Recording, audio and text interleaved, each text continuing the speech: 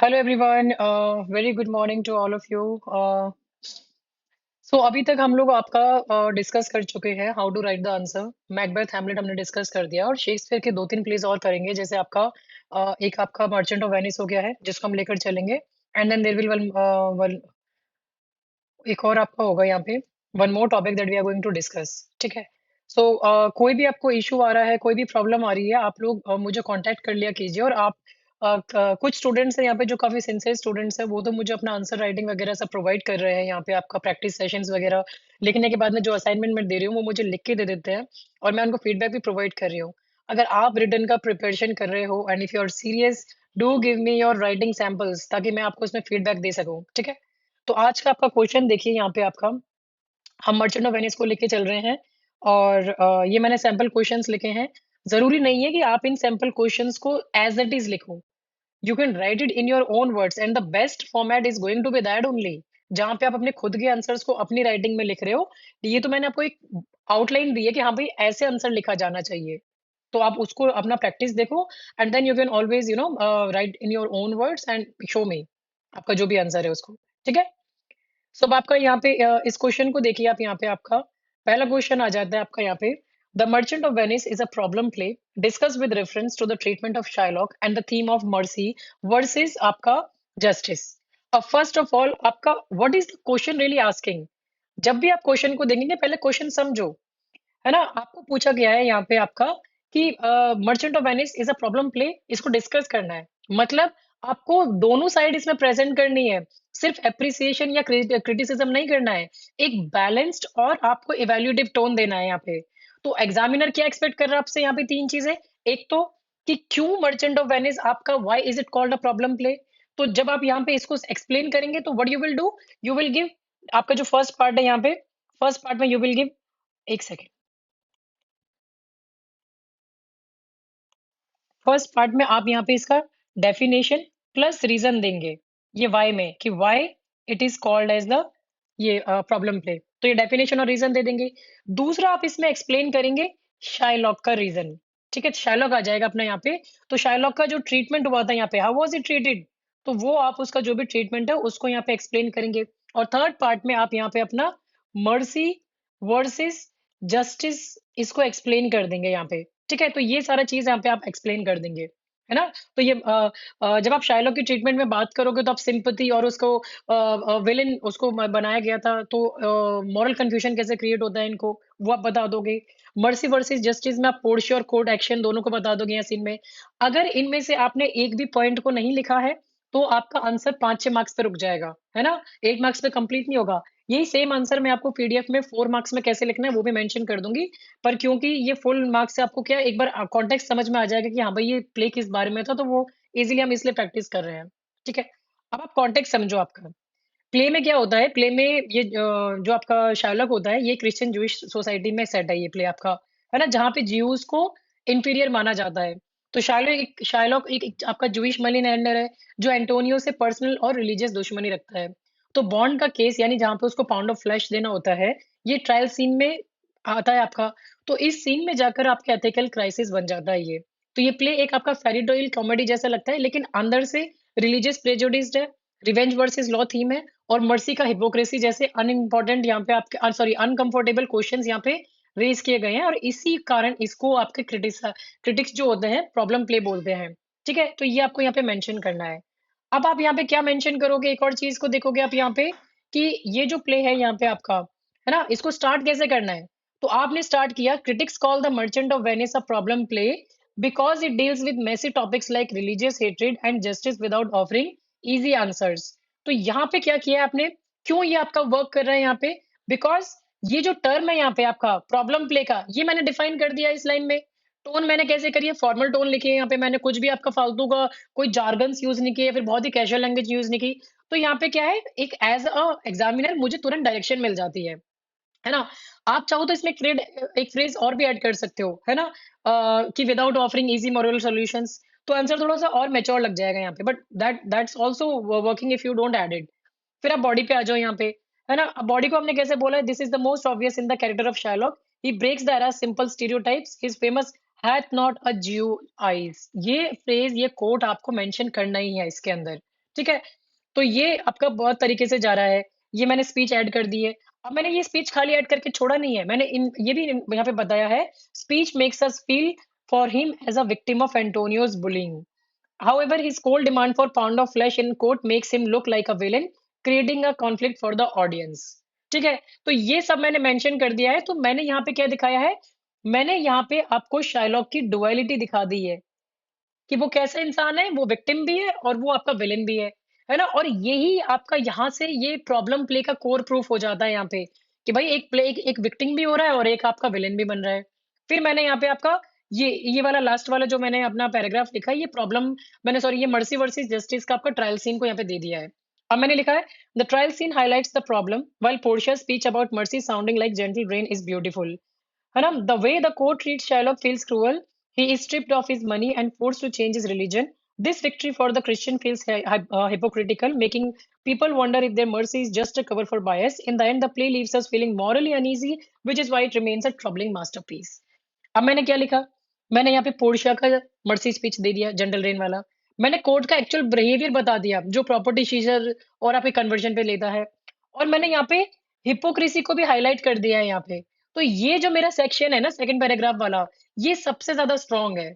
अब क्यों ये आंसर यहाँ पे एकदम अगर आप देखोगे तो यहाँ पे आपका ऑलमोस्ट 7.5 मार्क्स लेकर आ सकता है यहाँ पे आपका फुल मार्क्स में से जो भी है, क्योंकि यहाँ पे मैंने क्या किया है, मैंने क्वेश्चन को डायरेक्टली एड्रेस किया है। शाइलॉक को कैसे क्रिटिकली ट्रीट किया गया था वो भी बता दिया मैंने, दोनों तरह से विलन और विक्टिम की तरह। मैंने मर्सी वर्सेस जस्टिस को यहाँ पे एक्सप्लेन कर दिया थीम को, जो आपका पूछा गया है क्वेश्चन में। बैलेंस टोन है, मैंने कोई यहाँ पे रैंटिंग नहीं कर रही हूँ मैं यहाँ पे, किसी भी फेवर में बात नहीं कर रही हूँ, बैलेंस मैंने यहाँ पे अपना आंसर को लिखा है। और कंक्लूजन को मैंने आपके प्ले के साथ में लिंक किया है ना? तो अब देखो यहाँ पे, अब क्या करते हैं मोस्ट स्टूडेंट्स, क्या करते हैं वो सिर्फ शाइलॉक या सिर्फ मर्सी को लिख देते हैं यहाँ पे, है ना? तो आपको यहाँ पे क्या करना है, आपको सबका कनेक्शन दिखाना है यहाँ पे अपने क्वेश्चन में लिखे, तब ये आपका आंसर सही लगेगा यहाँ पे आपका।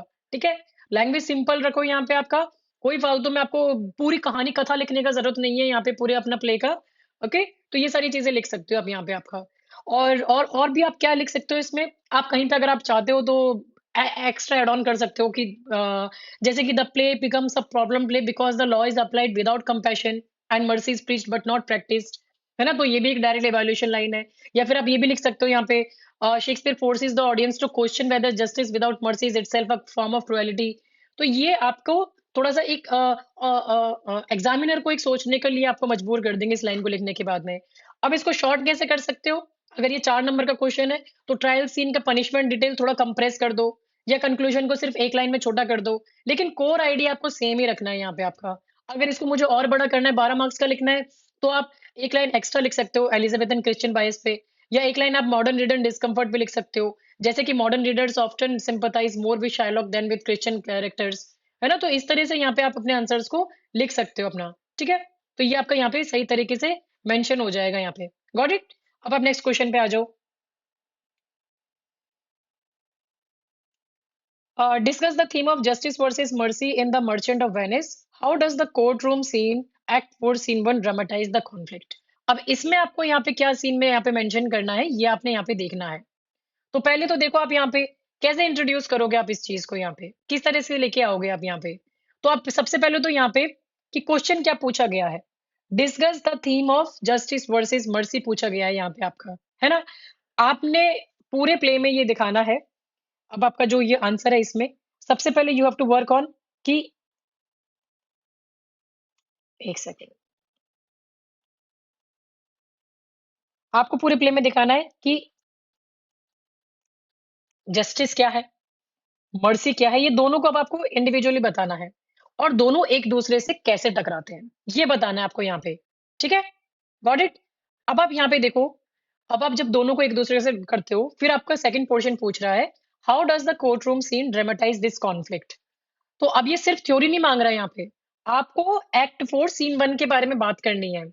अब यहाँ पे क्या करोगे, इस सीन में क्या बताओ, कोर्ट में जस्टिस कैसे डिमांड होती है ये बताओगे, मर्सी कैसे प्रीच होती है ये बताओगे, और फिर दोनों का रिजल्ट क्या होता है वो बताओगे। अब कॉमन गलती बच्चे क्या करते हैं, वो सिर्फ पोर्शिया की मर्सी स्पीच को लिख देते हैं, या फिर सिर्फ शार्लॉक को विलन बना देते हैं। तो इससे आपको फुल नंबर नहीं मिलेंगे अगर आप ये दोनों सिर्फ अकेला अकेला लिख के चले जाओगे। ये थीम क्यों मैटर करती है, पहले इसका स्टोरी सुनो। ये आपका जो ये पूरा ये जिस पीस के बारे में पूछ रहा है ना, ये इस प्ले का इमोशनल और मॉरल सेंटर कोड सीन है। अब वेनिस एक बिजनेस सिटी है ना, जहाँ कॉन्ट्रैक्ट्स आपके सेक्रेड माने जाते हैं, एकदम आपके रिलीजियस वैल्यूज की तरह है, और लॉ का स्ट्रिक्ट रूल फॉलो होता है। शाइलॉक एक जूइश मनी लेंडर है, और सोसाइटी से इंसल्ट, हेट्रेड और डिस्क्रिमिनेशन वो ऑलरेडी झेल चुका है। एंटोनियो एक क्रिश्चियन मर्चेंट है, तो शाइलॉक को ओपनली ओपनली वो यहाँ पे बेइज्जत करता है, इंसल्ट करता है। तो बॉन्ड में क्या होता है कि अगर जूइश ये शाइलॉक ने एंटोनियो को पैसे दिए होते 3000 डुकैट्स, और ये कंडीशन रखी होती है कि अगर पैसे वो टाइम पे रिटर्न नहीं करेगा तो वो उसका पाउंड ऑफ फ्लैश लेगा। अब कोर्ट सीन में क्या दिखाओगे आप?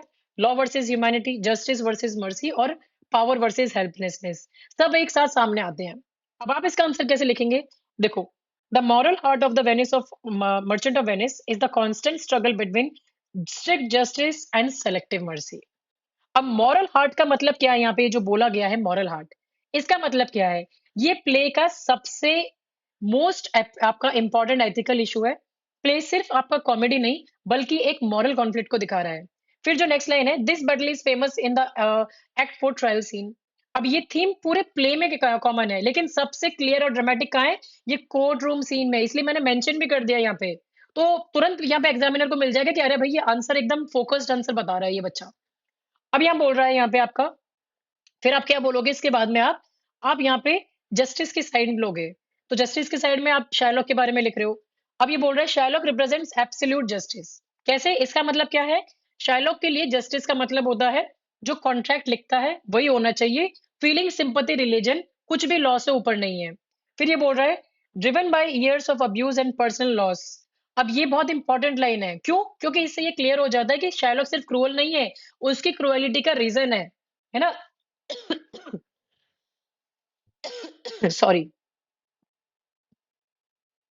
हाँ, उसी क्रुएलिटी का रीजन है यहाँ पे आपका कि एंटोनियो का इंसल्ट, एंटोनियो जो उसको इंसल्ट करता है, उसकी खुद की बेटी जेसिका भाग जाती है, और सोसाइटी का हेट्रेड।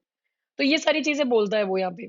फिर वो बोलता है यहाँ पे, he demands his pound of flesh because the law allows it, he refuses to listen to reason, famously stating I stand for judgment. तो ये जो कोट है, आई स्टैंड फॉर जजमेंट, इसका मतलब है मुझे मर्सी नहीं चाहिए, मुझे सिर्फ लॉ का डिसीजन चाहिए। तो यहाँ शार्लॉक ह्यूमन इमोशंस को रिजेक्ट कर रहा है, और लॉ को अपना वेपन की तरह यूज कर रहा है। So justice becomes what? It becomes rigid and inhuman. फिर ये यहाँ पे, उसके लिए contract is more important than human feelings, mirroring the cold hard world of Venetian business जो उसके साथ में हुआ था। अब आपने यहाँ पे जस्टिस का साइड रख दिया, जस्टिस का साइड आपने रखा है शार्लॉक की तरफ से। अब मैं यहाँ पे आपके सेकंड पैराग्राफ में पोर्शिया की साइड से, मैं यहाँ पे आपका मर्सी का साइड रख रही हूँ। ये मेरा जस्टिस का है, और ये मेरा मर्सी का साइड है। अब मैंने बोला, पोर्शिया अपना जो डिस्गाइज बाल्थासार बन के यहाँ पे आती है यहाँ पे, है ना, तो वो अपना फेमस स्पीच देती है अबाउट मर्सी। और वो क्या है? Drop it as the gentle rain from heaven, है ना। तो ये फेमस स्पीच है, however the play's ending is ironic. तो ये पोर्शिया यहाँ पे कोर्ट को याद दिलाती है कि मर्सी फोर्स से नहीं मिलती, मर्सी वॉलंटरी होती है। तो ये जो कोड आपका जो कोड है यहाँ पे, mercy drop it as the gentle rain from heaven, तो इसका सिंपल सेंस बनता है कि मर्सी नेचुरल और डिवाइन क्वालिटी है जो पावरफुल होती है, उसे मर्सी दिखानी चाहिए। तो यहाँ पे ये पॉइंट इंपॉर्टेंट है, क्योंकि पोर्शिया शाइलॉक से मर्सी मांग रही है, लेकिन शाइलॉक यहाँ पे पावरलेस हो गया है। तो ये बिग आयरनी यहाँ पे दिखाई ना, however the play's ending is ironic, once Portia finds a legal loophole allowing flesh but no blood, the Christian do not show Shylock the mercy they just preached. तो ये सबसे बड़ी आयरनी यहाँ पे है, और सबसे बड़ा आपका एनालिटिकल पार्ट है कि ये जो होता है यहाँ पे, होता क्या है, लॉ क्या है आपका टेक्निकली फॉलो होता है ना, जो टर्म्स लिखे हैं। अब ये टर्म में बोला था कि सिर्फ 2 पाउंड ऑफ फ्लैश, तो फ्लैश ही लेगा वो, बट ब्लड अलाउड नहीं करेगा। तो यहाँ पे आपका इसका आउटकम क्या होता है? शैलॉक केस हार जाता है, लेकिन उसके साथ मर्सी नहीं होती है। तो उसको पनिशमेंट क्या होता है उसके साथ में? उसकी प्रॉपर्टी छीन ली जाती है, उसका रिलीजन चेंज करवाया जाता है। तो यहाँ जस्टिस भी नहीं है और मर्सी भी नहीं है।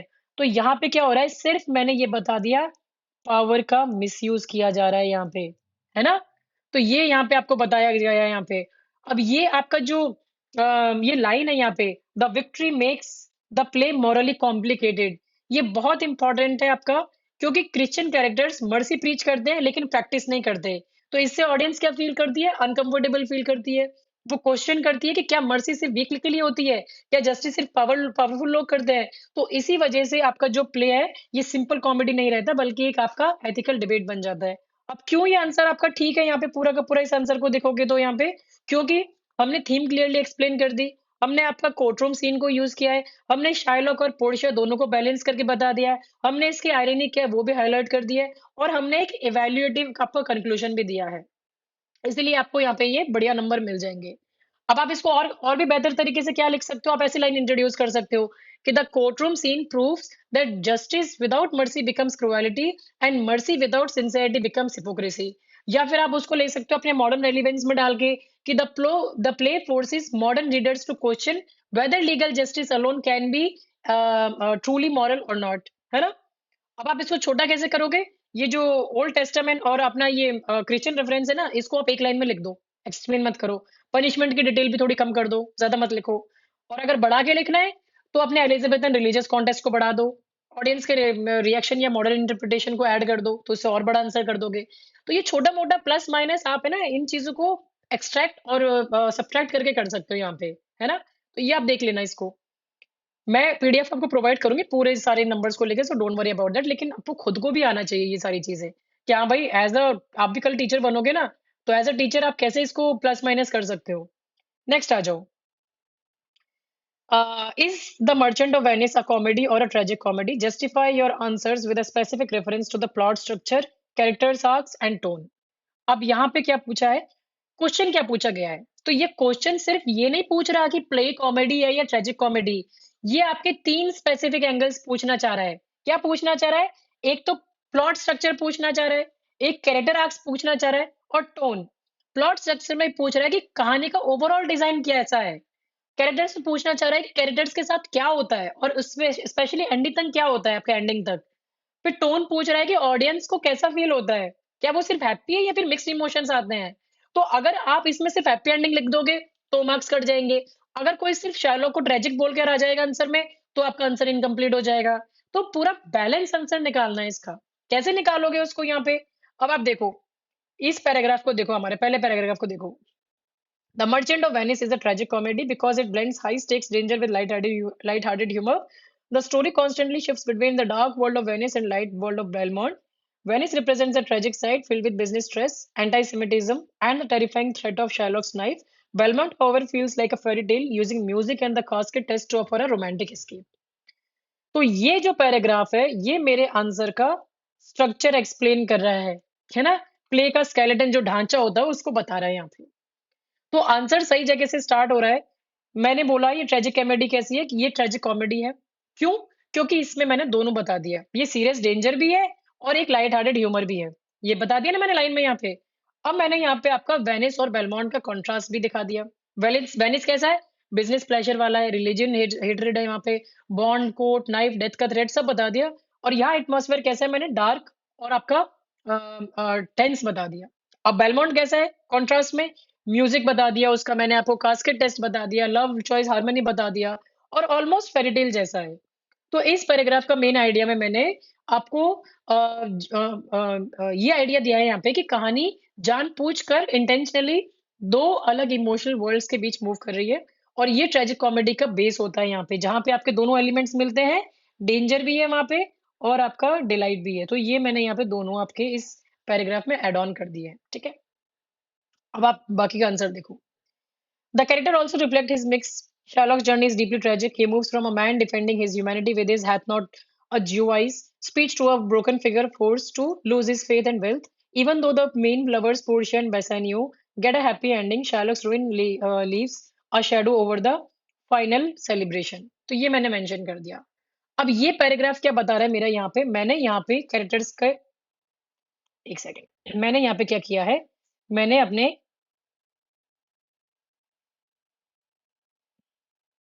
सॉरी, मैंने यहाँ पे क्या किया है, मैंने अपने कैरेक्टर्स के फेट के बारे में बात की है ना। तो ये कैरेक्टर्स के फेट पर फोकस कर रहा है, और ये सबसे इंपॉर्टेंट कॉन्ट्रास्ट है, क्योंकि मैंने यहाँ पे शाइलॉक वर्सेस लवर्स के बारे में बात की है। शाइलॉक का कैरेक्टर कैसा है, शुरू में वो अपनी ह्यूमैनिटी डिफेंड करता है यहाँ पे, है ना, ये बोल रहा है यहाँ पे हैड नॉट अ ज्यू आइज, है ना? तो ये मैंने स्पीच भी लिख दी यहाँ पे। स्पीच, अब मैंने स्पीच लिख के छोड़ा नहीं है। देखो आप हमेशा आंसर में चेक करो, मैं कभी कोट लिख के छोड़ती नहीं हूँ अकेला। मैं बताती हूँ वो स्पीच क्या कर रहा है यूज़, वो स्पीच का पर्पस क्या था। So speech to a broken figure forced to lose his faith and wealth, है ना? फिर एंड में वो क्या है, लॉ से क्रश हो जाता है, पैसा चला जाता है, रिलीजन चेंज करना पड़ता है। तो ये एक मेजर कैरेक्टर का ट्रेजिक एंड है। उसकी सफरिंग इग्नोर नहीं की जा सकती। अब लवर्स का एंड देखो यहाँ पे आपका, पोर्शिया और बेसेनियो सेफ है, मैरिज सेलिब्रेशन हो रहा है यहाँ पे इनका, है ना? म्यूजिक है, सब प्रेजेंट है। लेकिन इंपॉर्टेंट बात ये है कि उनकी हैप्पीनेस प्योर नहीं लगती, क्योंकि शाइलॉक का डाउनफॉल अभी भी याद रहता है। इसी वजह से ये प्ले आपका सिर्फ कॉमेडी नहीं रह पाता।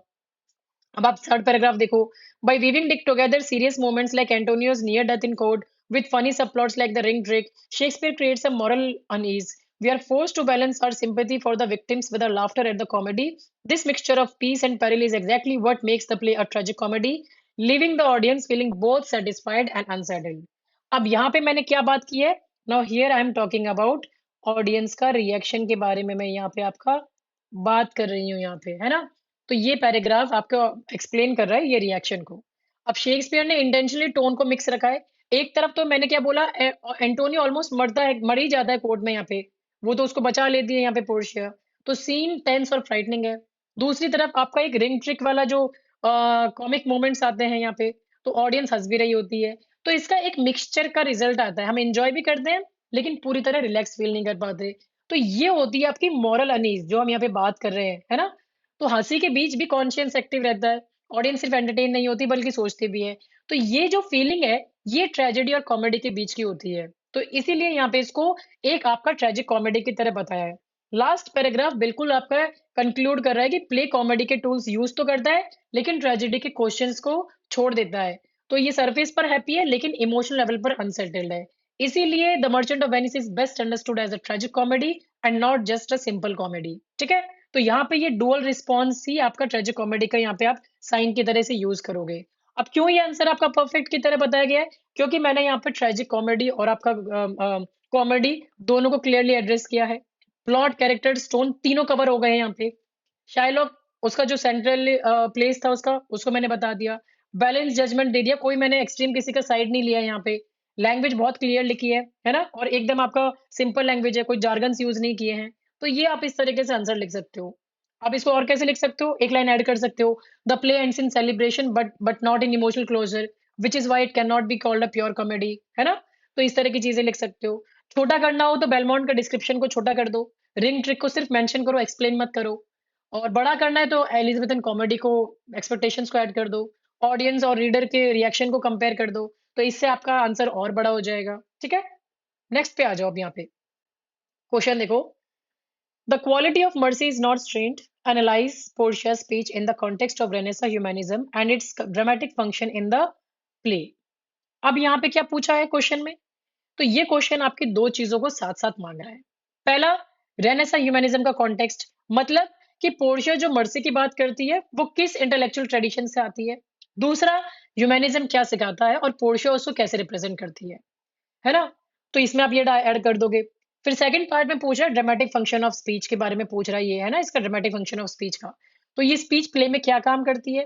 सिर्फ अच्छा सरमन है या स्टोरी को आगे बढ़ाता है? कोर्टरूम सीन और ऑडियंस पर इसका क्या इफेक्ट होता है? तो ये आपको यहाँ पे ये पूरे ये तीन, ये जो 5-6 पॉइंट्स है ये आपको इसमें ऐड करने हैं। तो अगर कोई स्पीच का मीनिंग लिख दे और ड्रामा का रोल ना बताए तो आपका आंसर इनकम्प्लीट हो जाएगा, तो ये गलत हो जाएगा, पूरे नंबर नहीं मिलेंगे। पूरा कैसे लिखोगे यहाँ पे आपका? फर्स्ट पैराग्राफ को देखो। In Act 4, Portia's famous quality of mercies. Hello Bhanu Pratap, good morning.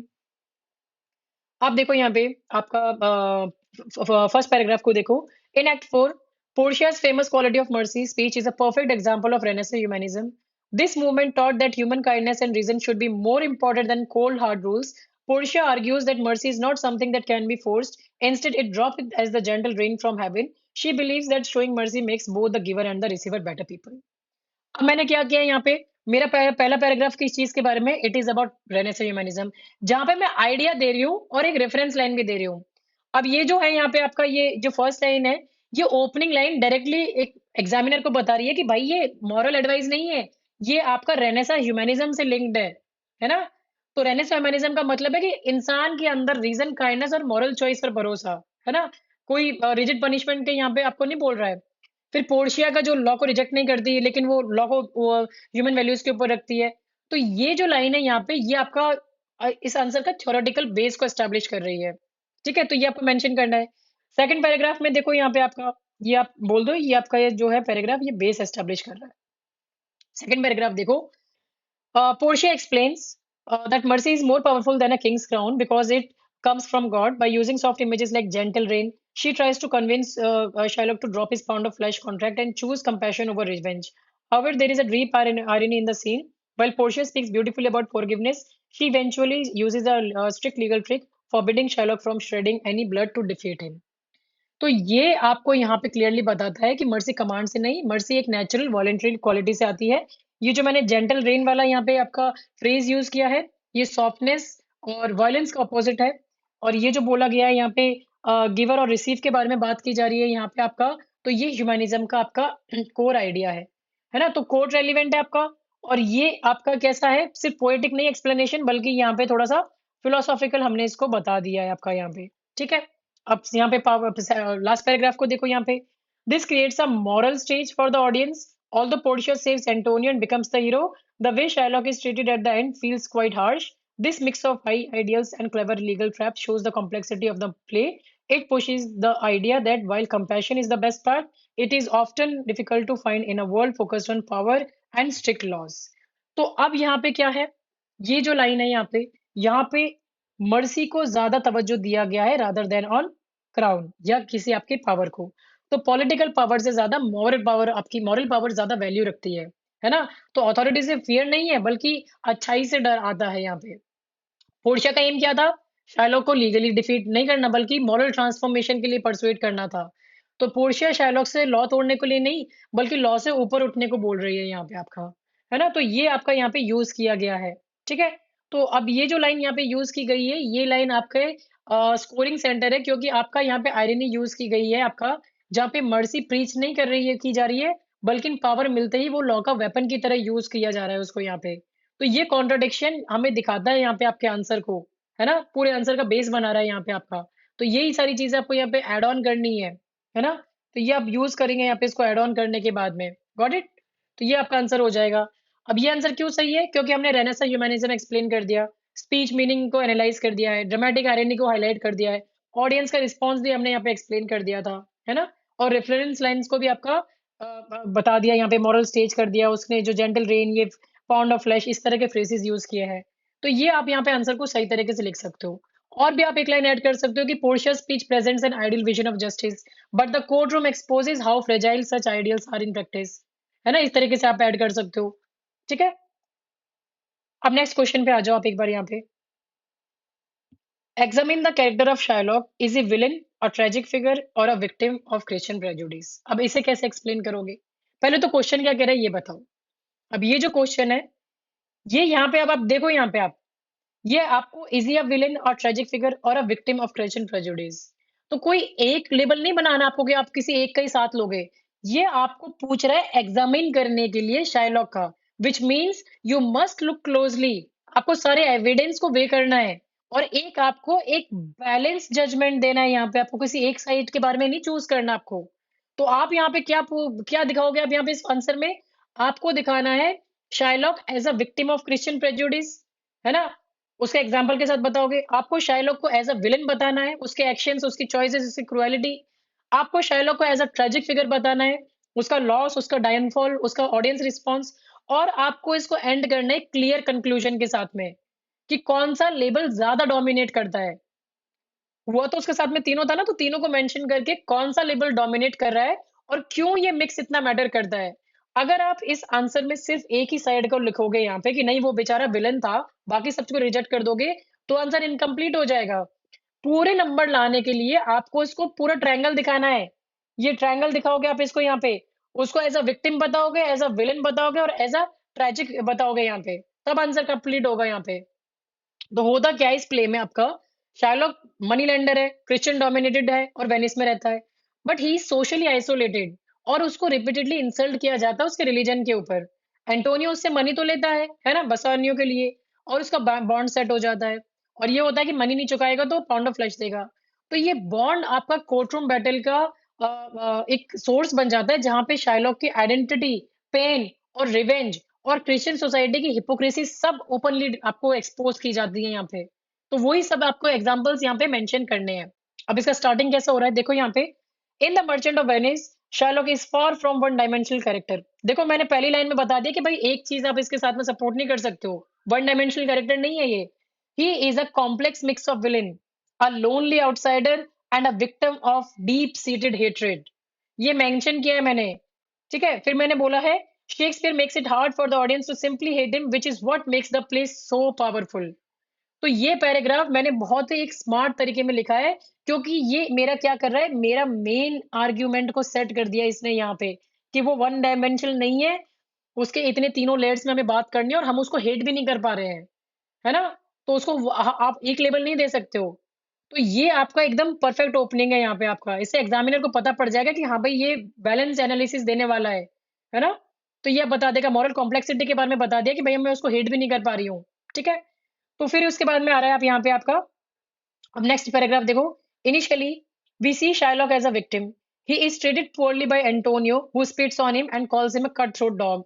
Shylock's famous speech, "Hath not a Jew eyes," serves as a cry for humanity, reminding everyone that he feels pain and bleeds just like any Christian.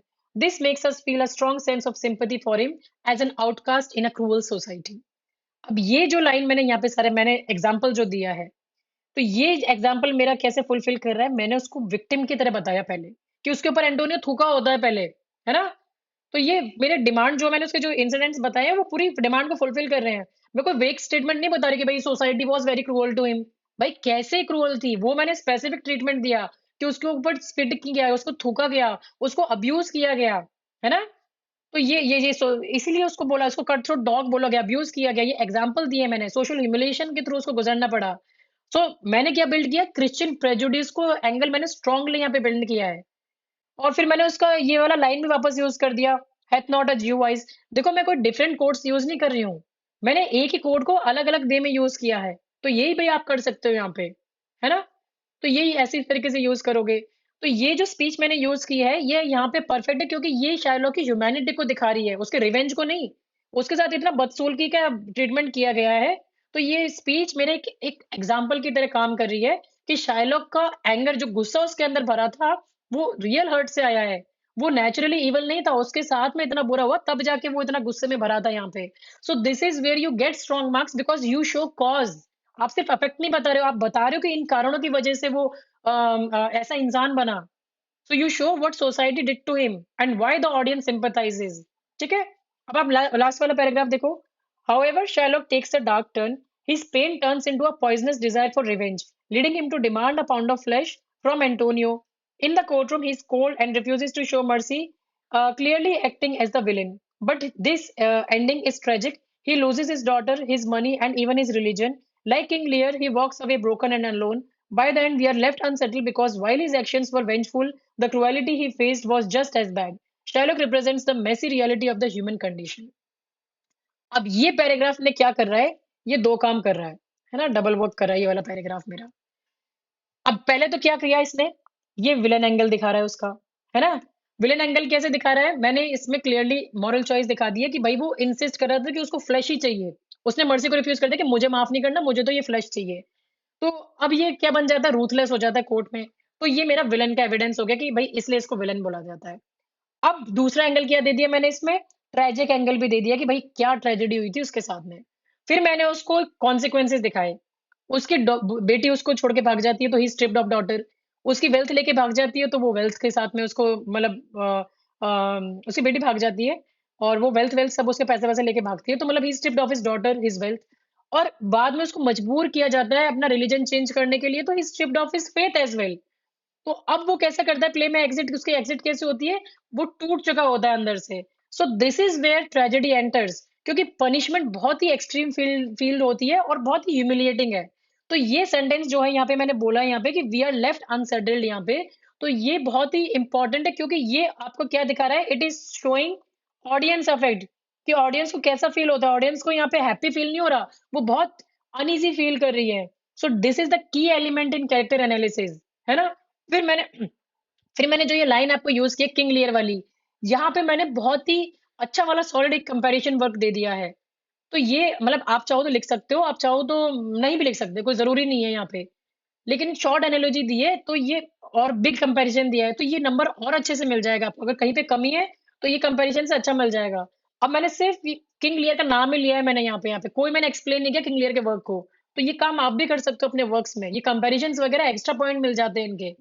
तो overall मैंने क्या किया है, मैंने आपके answer को कैसे किया है, मैंने तीनों लेवल यूज कर लिए, विक्टिम विलन ट्रेजिक तीनों एंगल यूज करा दिए। मैंने फ्रेजेस यूज किए हैं यहाँ पे, है ना, प्लॉट मोमेंट्स को एग्जांपल को एग्जैक्टली मेंशन किया है, और एक मॉरल डिस्कम्फर्ट और ह्यूमन कॉम्प्लेक्सिटी के जैसे जजमेंट पे इसका एंडिंग किया है यहाँ पे आपका। तो ये आपका बढ़िया आंसर बन जाता है।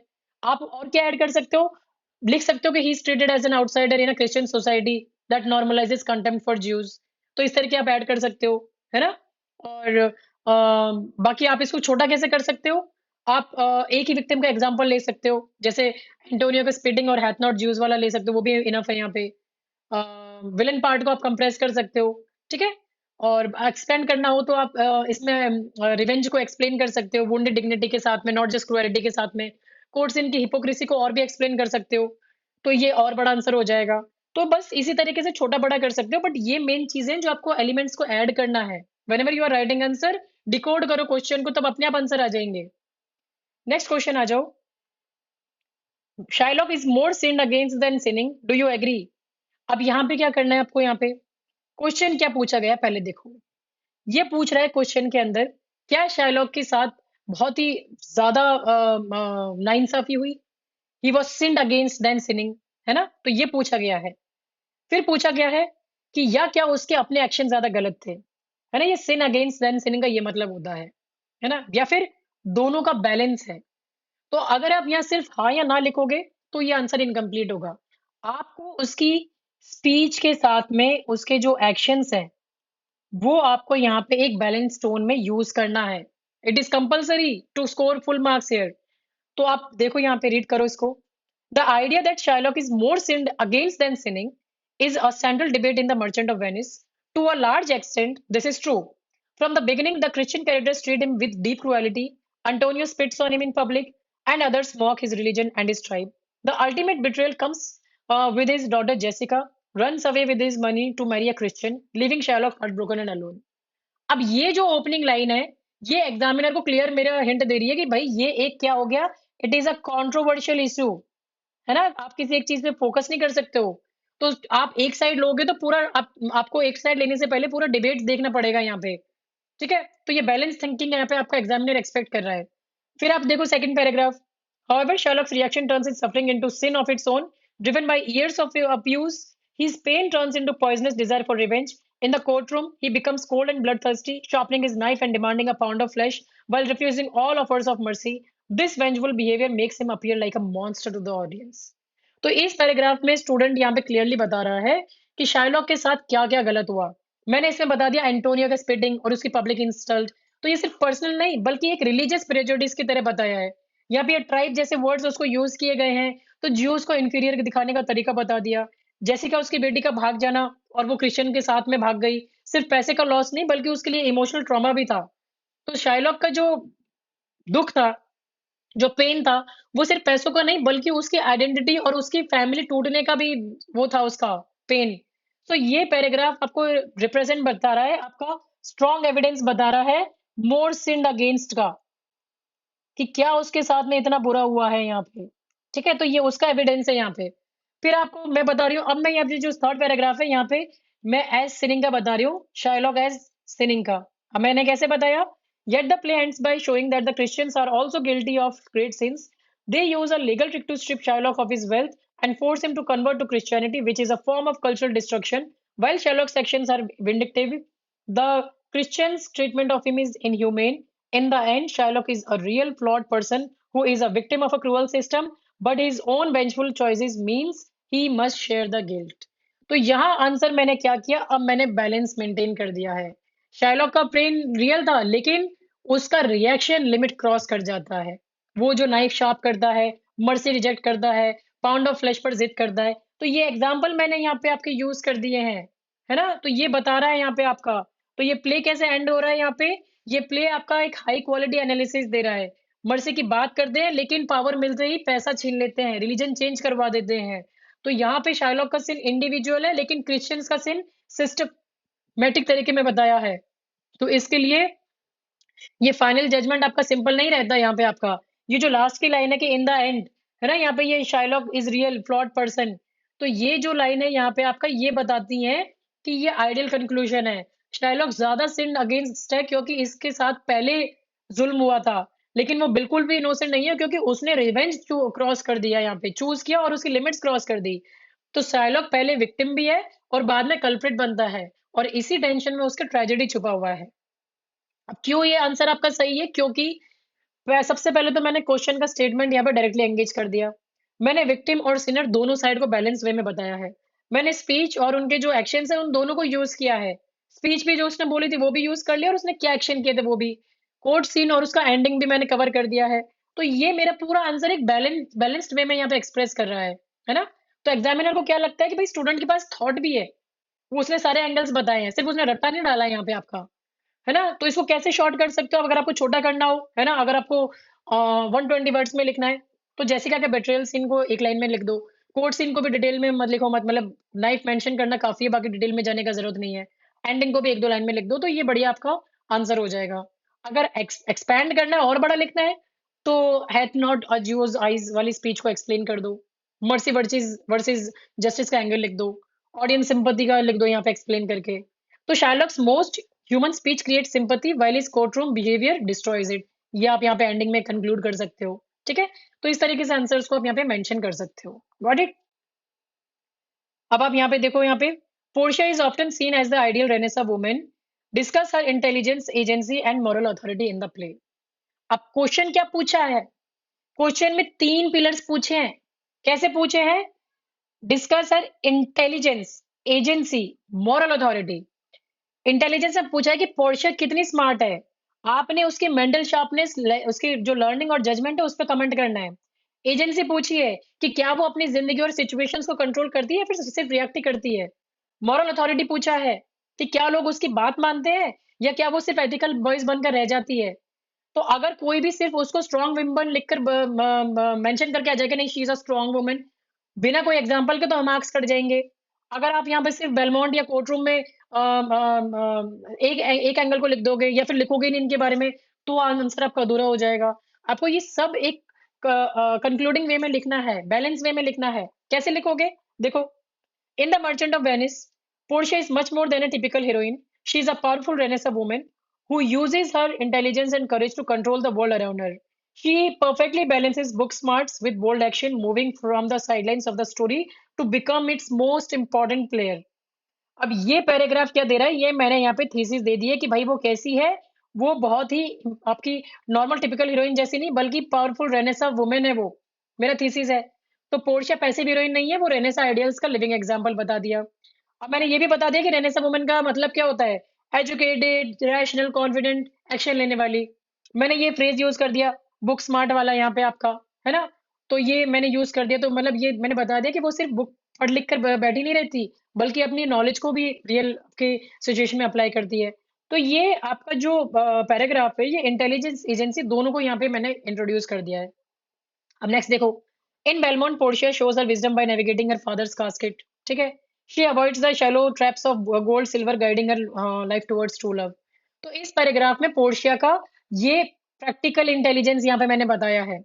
रोमांटिक स्पेस लगता है, लेकिन जो बेलमोंट है वो पोर्शिया के लिए ये टेस्ट होता है। कास्केट टेस्ट उसके फादर का रूल था। पोर्शिया ओपनली अपोज नहीं कर सकती थी, लेकिन वो गोल्ड और सिल्वर जैसे फ्लैशी ऑप्शन से दूर रहती है और लेड जो प्लेन मॉडेस्ट चॉइस होता है उसको वैल्यू करती है। तो पोर्शिया दिखाती है कि सच्ची समझ, मतलब जो आपका किसी ट्रू कैरेक्टर को वैल्यू करना, आप उसके चमकतेपन पे, जैसे गोल्ड को या फिर इनको चूज करके नहीं होता यहाँ पे आपका, है ना? She chooses reason over appearance, substance में ढूंढती है वो। तो यही आपका रेनेसा का विजडम यहाँ पे बताया है। फिर वो बोल रहा है, her real power shines when she leaves for her comfortable home, disguises herself as a male lawyer named Balthazar, and enters a dangerous courtroom in Venice. तो अब ये जो यहाँ पे here she delivers her famous quality of mercy speech, arguing compassion is a divine gift. तो ये paragraph क्या है? ये आपका कोर स्कोरिंग जोन हो गया। यहाँ पे आपने क्या बता दिया एजेंसी का मतलब होता है अपने डिसीजंस लेना, स्पेस चेंज करना, है ना? तो पोर्शिया का आपने क्या एग्जांपल दिया है कि वो वही बेलमोंट छोड़कर वेनिस जाती है। एज अ मेल डिस्गाइज करती है, बेल्थासार की तरह वो यहाँ पे कोर्ट रूम में एंटर करती है और लॉ और पॉलिटिक्स के मेल डोमिनेटेड स्पेस में वो चली जाती है। अब कोर्ट रूम में सिर्फ लीगल एक्सपर्ट नहीं, बल्कि वो मॉरल वॉइस बनकर जाती है। और क्वालिटी ऑफ मर्सी स्पीच यहाँ पे, जहाँ पे वो लॉ को ह्यूमैनिटी से ऊपर की बात करती है, तो ये यहाँ पे दिखाता है कि पोर्शिया सिर्फ केस नहीं जीतना चाहती, बल्कि लोगों को कॉन्शियस भी जगाना चाहती है। तो यहाँ से आपका जो पोर्शिया का है, उसका यहाँ पे मॉरल अथॉरिटी एस्टैब्लिश की गई है, यहाँ पे मैं बता रही हूँ उसके बारे में अपने आंसर में। फिर मैं बोल रही हूँ, she isn't just a dreamer though, she is a brilliant strategist, she saves Antonio's life by finding a clever legal loophole allowing Sherlock to take a flesh but not a single drop of blood, है ना? तो ये उसको remarkable बनाता है, ये पूरा आप रीड कर लेंगे यहाँ पे। अब ये इस पैराग्राफ में मैंने क्या किया है, मैंने यहाँ पे पोर्शिया की कंप्लीट पिक्चर दे दी है। कैसी है वो? उसको मैंने आइडियलिस्टिक बता दिया, है ना? मर्सी स्पीच दे रही है, स्ट्रेटेजिक बता दिया जहाँ पे वो लीगल लूप होल ले लेती है, और मैंने उसको प्लेफुल भी बता दिया, है ना? जहाँ पे वो रिंग ट्रिक के बारे में बात करती है। तो उसकी मर्सी सेलेक्टिव है। तो ये यहाँ पे वो आंसर को ऑनेस्टली एक्सेप्ट करती है। तो पोर्शिया परफेक्ट सेंट नहीं, बल्कि एक प्रैक्टिकल लीडर है जो पावर का यूज जानती है। तो ये आपके सारी चीजें बतानी है, ये रेनेसां लीडरशिप का मॉडर्न वर्जन यहाँ पे दिखाया गया है। तो यहाँ पे पोर्शिया को कैसे बताया है? एजुकेटेड है, इंटेलिजेंस है, एक्शन लेती है, एजेंसी हो गई, मॉरल आर्ग्यूमेंट दे दिया, मॉरल अथॉरिटी हो गया। तो यहाँ पे आप आंसर को एक्सप्लेन कर सकते हो, ठीक है? तो यहाँ पे एजेंसी को कैसे दिखा दिया? मॉरल मूवमेंट की तरह दिखा दिया, आपका डिस्गाइज की तरह दिखा दिया। मॉरल अथॉरिटी को एस्टेब्लिश किया है आपके स्पीच और आउटकम की तरह। स्ट्रेंथ को बताया यहाँ पे आपका लिमिटेशंस के साथ में। तो इस तरह से आप आंसर यहाँ पे मेंशन कर देंगे, ठीक है? नेक्स्ट आ जाओ। Examine the role of Belmont as a contrast to Venice, how do the setting symbolize different values. तो अब यहाँ पे क्या है क्वेश्चन? क्वेश्चन में डिमांड समझो, ये सिर्फ सेटिंग डिस्क्राइब करने की क्वेश्चन नहीं है। एग्जामिनर चाहता है कि आप बेलमोंट और वेनिस का कॉन्ट्रास्ट दिखाओ, डिफरेंस क्लियरली दिखाना है आपने यहाँ पे, सिंबॉलिक मीनिंग बताना है आपको यहाँ पे कि ये जगह क्या वैल्यूज प्रेजेंट कर रही है, ड्रामा में इनका रोल क्या है, स्टोरी और थीम्स को कैसे शेप करती हैं। तो सिर्फ अगर बेलमोंट को सिर्फ अगर वेनिस को बैड लिख कर आ जाओगे तो आंसर इनकम्प्लीट होगा, बेलमोंट को गुड लिख दिया तो आंसर इनकम्प्लीट होगा, सिंबोलिज्म और वैल्यूज एक्सप्लेन नहीं की तो आंसर इनकम्प्लीट होगा। तो क्या है, आपको क्या लिखना है? देखो, प्ले में दो अलग अलग जगह आपकी मूव कर रही हैं। वेनिस जो बिजनेस सिटी है, कॉन्ट्रैक्ट, ट्रेड, लॉ, मनी को बता रही है। Bond, courtroom, Shylock, Antonio, conflict, ये सब आता है। बेलमोंट में पोर्शिया का घर है, लव, म्यूजिक, कास्केट टेस्ट होता है, चॉइस, हार्मोनी, रोमांस, इनको बता रहे हैं। तो शेक्सपियर ने इंटेंशनली प्ले के दोनों वर्ल्ड्स के बीच में शिफ्ट किया है, ताकि ऑडियंस क्लियरली देखे material world versus emotional world, law versus love और ग्रीड वर्सेस हार्मनी जैसी थीम्स के बीच में कॉन्ट्रास्ट जो है। तो इसको कैसे रिप्रेजेंट किया है? आंसर देखो, in The Merchant of Venice, Shakespeare uses two very different settings to show the struggle between Venice and love. Venice is dark, busy city built on trade and strict laws. It represents cutthroat capitalism where money is the most important thing. Or in Venice, the Rialto is full of tension. Sherlock is charging high interest, and the courtroom is a place of violence and hatred. It is a world where people like Antonio and Sherlock fight over bonds and justice. अब ये क्या है? ये मैंने Venice की values बता दी है कि वेन्यूज भैया क्या कैसी जगह है ये, है ना? तो वेनिस मैंने कैसे बता दिया? बिजनेस ड्रिवन सिटी है, यहाँ रिलेशनशिप भी कॉन्ट्रैक्ट जैसे बिहेव करती हैं। कट थ्रोट कैपिटलिज्म का मतलब होता है प्रॉफिट के लिए ह्यूमन वैल्यूज को भूल जाते हैं। ये जो रियल्टो को बताया यहाँ पे आपका, रियल्टो ट्रेड का सेंटर है और टेंशन और रेवलरी की जगह बन जाती है। कोर्टरूम क्या है? लॉ का सिंबल है, लेकिन यहाँ हेट्रेड और वायलेंस भी दिखता है। तो वेनिस एक ऐसी जगह है जहाँ पैसे और कानून सब कुछ कंट्रोल करता है, इंसान की फीलिंग्स नहीं कंट्रोल करता, है ना? उसकी कोई वैल्यू नहीं है। तो ये सेटिंग जस्टिस विदाउट मर्सी को रिप्रेजेंट कर रहा है यहाँ पे, ठीक है? ये आप बता देना। अब नेक्स्ट देखो, अब इसका कॉन्ट्रास्ट दिखाया मैंने यहाँ पे। Belmont is a peaceful fairy scape, it is a contrast, it is a world of music, moonlit gardens and the casket test which values the human soul over gold and silver, while Venice is dog eat dog, Belmont focuses on harmony and true love. अब इस paragraph में मैंने Belmont को एक ideal space बता दिया है ना? जहाँ पे बेलमोंट में कोई, ये कैसा है? नॉइज और टेंशन से दूर है, गाने, म्यूजिक, नेचर, ब्यूटी से भरा हुआ है। कास्केट टेस्ट भी बता दिया है, outer appearances versus inner worth के ऊपर, है ना? गोल्ड और सिल्वर रिजेक्ट होते हैं, लेड जो सिंपल और हम्बल है उसको जीता जाता है। तो बेलमोंट दिखाता है कि सच्ची वैल्यूज आपके हार्ट और कैरेक्टर में नहीं होती, बल्कि आपकी एक रियल असेंस में होती है, यहाँ पे आपका दौलत में नहीं है। तो ये जगह आपका लव, चॉइस और हार्मनी को सिंबलाइज करता है। फिर आप देखो यहाँ पे नेक्स्ट में, The drama becomes powerful when these two worlds collide. Portia must leave her ideal life in Belmont to bring mercy into the cold reality of Venice. Even characters like Jessica flee the hell of Venice to find peace in Belmont.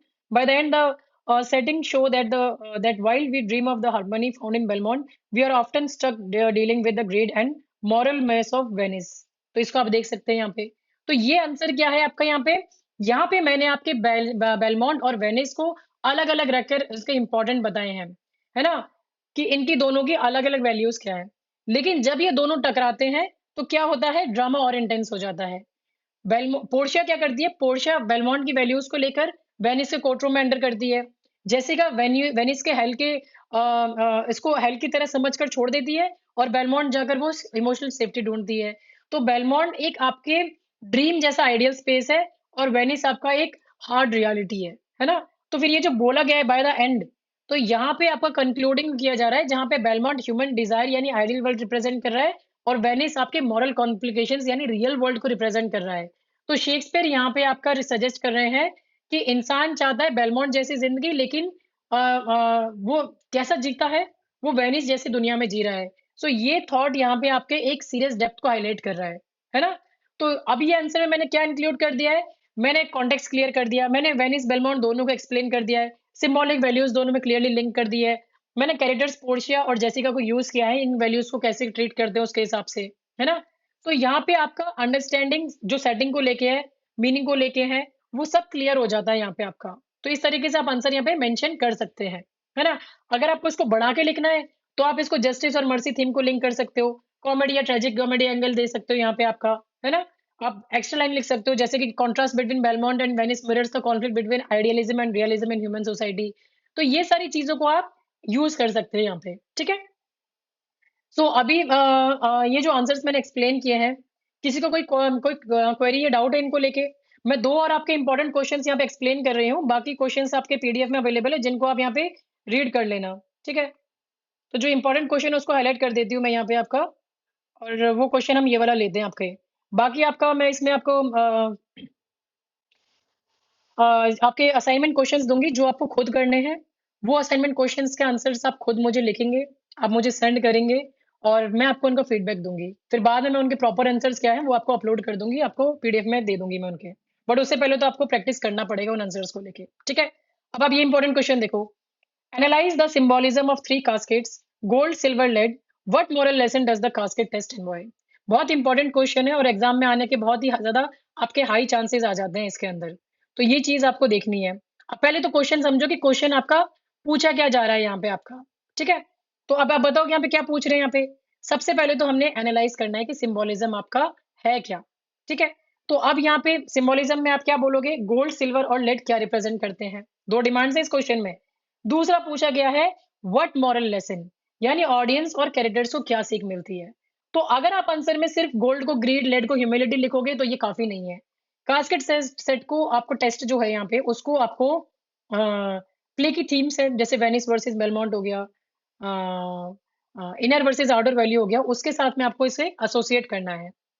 अब यहाँ पे होता क्या है, Portia के father ने एक आपका कास्केट टेस्ट बनाया होता है ताकि वो सिर्फ आपके वेल्थ या लुक्स के बेस पर पोर्शिया को नहीं जीत सके जो उसके सूटर्स होते हैं, बल्कि सूटर्स का कैरेक्टर टेस्ट हो. तो ये तीन कास्केट्स होते हैं, गोल्ड, सिल्वर और लेड का. गोल्ड आउटर शाइन वाला रिप्रेजेंट करता है, सिल्वर सेल्फ इमेजिन वाला होता है और लेड आपका रिस्क और सेक्रीफाइस को लेता है. तो ये टेस्ट बेलमोंट में होता है जो वेनिस के मटेरियल वर्ल्ड के ऑपोजिट है, ठीक है. अब ये जो पैराग्राफ है यहाँ पे जो आपका गोल्ड और कास्केट का है, स्टार्ट देखो यहाँ पे. Portia's father sets up a brilliant casket test. The gold, silver, and lead forces suitors to look past how someone looks to see what they are really well. है ना. तो अब यहाँ पे जो है, यहाँ पे आपका जो इस सीन में होता है गोल्ड, मोरा को गोल्ड चूज करता है क्योंकि वो अपीयरेंस से इम्प्रेस होता है ना. तो ये मैसेज आपका क्या है कि सिर्फ अगर और जबकि मिलता क्या है उसको, इसमें स्कल मिलता है जो डेथ और एम्प्टीनेस का साइन है. तो इसका मतलब क्या है, मैसेज ये होता है इसमें कि सिर्फ अगर आप चमक के पीछे जाओगे, शाइन के पीछे जाओगे तो डिसअपॉइंटमेंट मिलेगी. तो ये यहाँ पे इन्होंने यूज किया है. फिर आपका सेकंड में बता रहे हैं वो, the gold coffin shines with hope, not everything that shines is gold. The country of Morocco falls for it and finds a skull, greed kills. Silver holds up a nice mirror and say, look what you see, while looking at himself in the mirror. Arrogant grabs a fool's head, vanity betrays him. Even though the grim scroll says, Who chooses me must give and risk all he had. Basanios doesn't listen to the warnings and goes with the humble path. He wins over Portia. Perfect science. Gold represents the allure of the world. Silver represents love for oneself. And lead honors modesty. तो अब ये silver जो है, silver क्या है आपका? Self importance और ego का सिंबल है।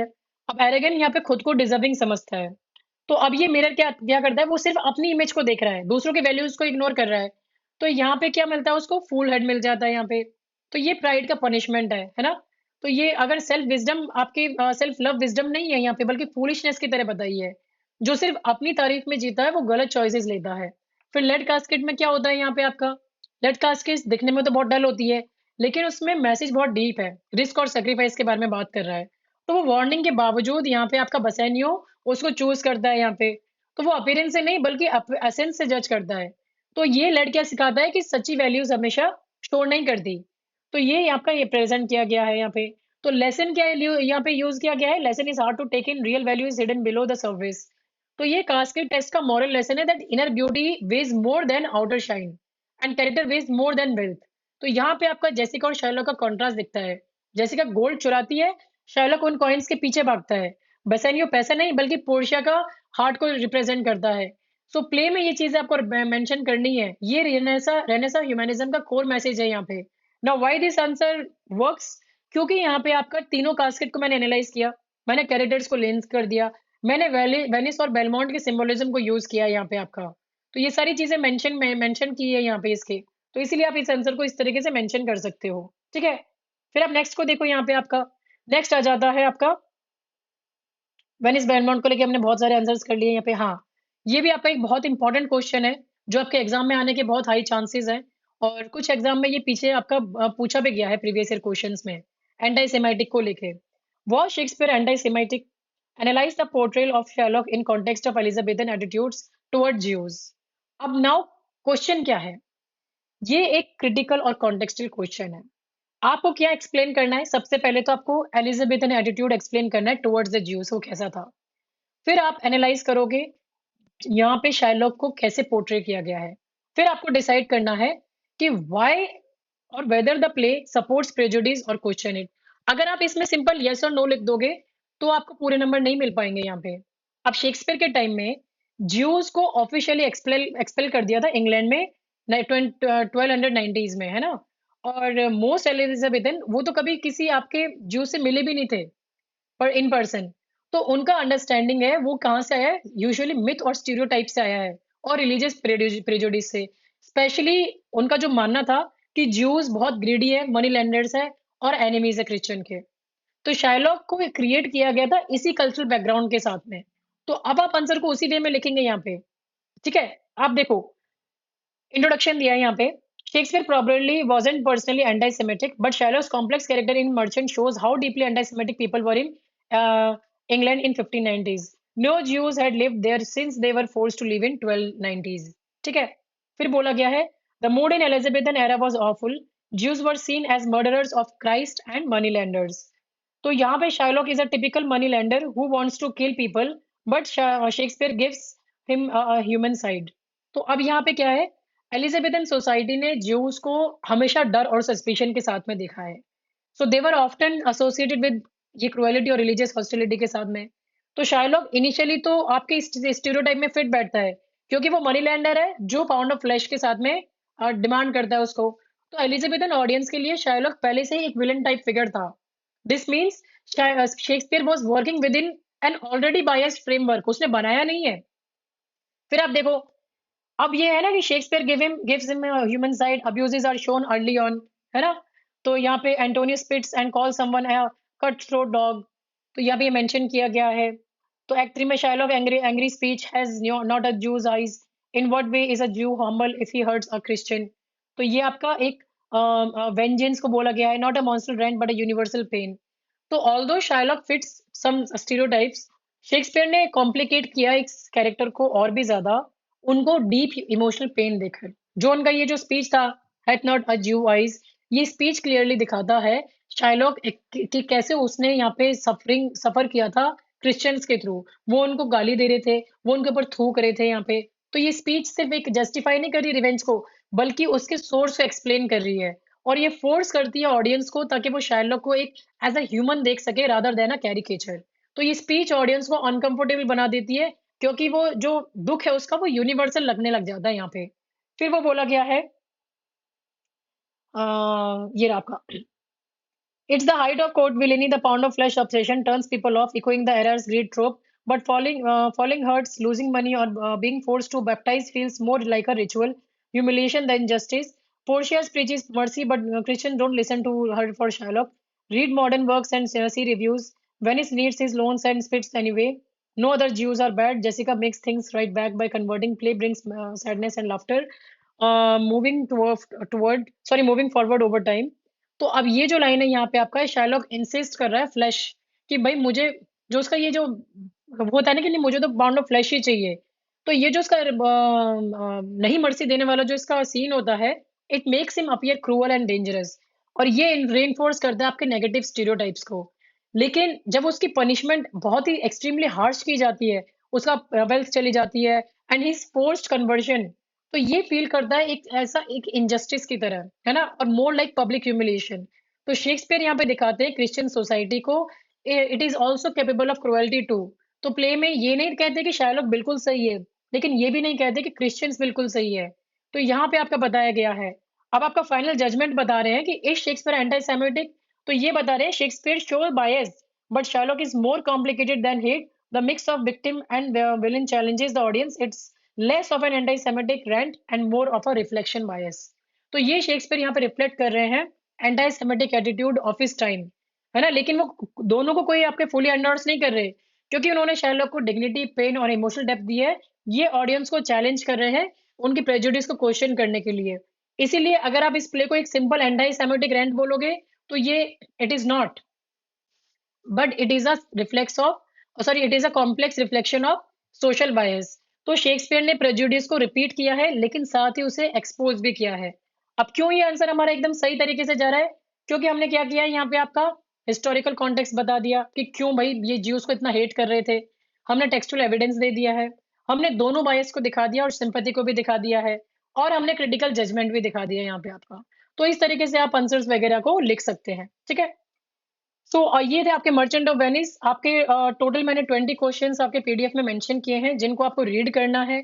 और साथ में आपको अब मैं इसका वो दे देती हूँ आपके ये आपके ये रहे आपके ये कुछ क्वेश्चंस हैं आपके असाइनमेंट के लिए, ठीक है। ये आपके 21 से 27 क्वेश्चन आपके असाइनमेंट के लिए हैं, जो आपने खुद ने लिखने हैं।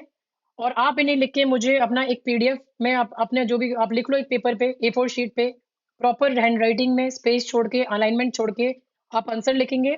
और सारे आंसर्स को एक साथ इमेज को फिर पीडीएफ बनाना मुझे कंपाइल करके, और फिर ये आंसर मुझे आप भेजिए। मैं आपको इसका फीडबैक प्रोवाइड करूंगी फिर, ठीक है। तो इस तरीके से आप लिख सकते हैं। और 4 मार्क्स का पीडीएफ मैंने आपके जो आंसर का एक प्रॉपर आंसर राइटिंग फॉर्मेट है विद इन 100 और 125 वर्ड लिमिट का, वो मैंने आपको पीडीएफ में प्रोवाइड कर देना है। तो आप उसको रीड कर लेना और उसी पैटर्न में लिखिएगा, ठीक है। तो ये आंसर तो मैंने इसलिए लिखे हैं ताकि आपको बेटर अंडरस्टैंडिंग हो जाए। मैंने लिखे इतने बड़े आंसर है, आप लिखोगे, आप इनको कॉपी में लिखोगे अपने हिसाब से, तो वो और आधा आप कट शॉर्ट कर दोगे, ठीक है। सो ये था आपका आज का वीडियो। आपको पसंद आया तो लाइक करना, शेयर करना, सब्सक्राइब करना। और बाकी आप ये आपके ऑनगोइंग कोर्सेज है, जिनको आप विद्वान.in पे एक्सप्लोर कर सकते हैं, या फिर आप ऐप भी डाउनलोड कर सकते हैं, ठीक है। ये आपके टेस्ट आपके कंडक्ट किए जाते हैं संडे टू संडे, जिन्हें आप अटेंड कर सकते हैं। और आपका जो यूट्यूब क्लासेस होती है, उनको आप फ्री स्टडी मटेरियल सेक्शन में जाके आप उनकी पीडीएफ्स डाउनलोड कर सकते हैं, ठीक है। सो अभी कोई डाउट है इस सेक्शन को लेने के बाद में, जो ऑनलाइन है उनको किसी भी तरह का कोई डाउट है तो वो मुझसे पूछ सकते हैं अभी।